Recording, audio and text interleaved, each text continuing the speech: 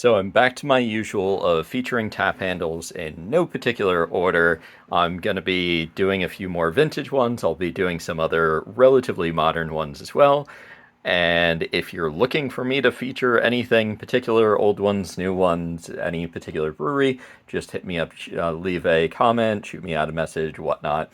Also related to tap handles, I mentioned before that Father's Day is coming up if you're watching this video as it's released.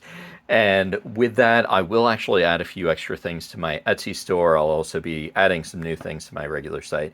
But if it is something where you do want a particular item as a bottle opener or umbrella or any of the things I do, just shoot me out a message so I can get it up on my Etsy store. Now, for the tap handle at hand, we've got a good solid tap handle. This is Ballast Point. This is the Sculpin.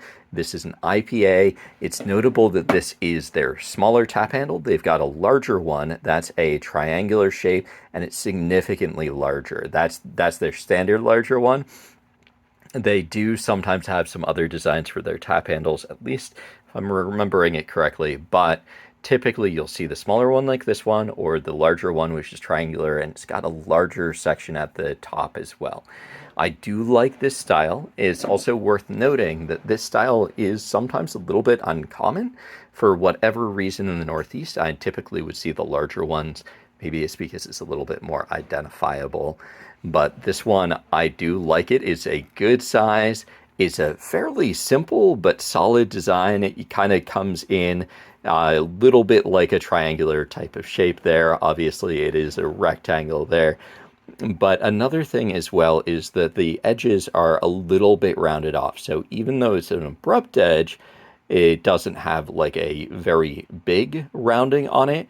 It is round enough so it's not sharp. You aren't really going to, if you grab it, you're really not going to hurt your hand, or it's not going to be super uncomfortable, anything like that. Another thing to call out with this one is you'll notice with this one it's got a little raised section there, and that's because of how the sticker was applied. You'll notice here that if we look at it, you'll see a little bit of a raised section there.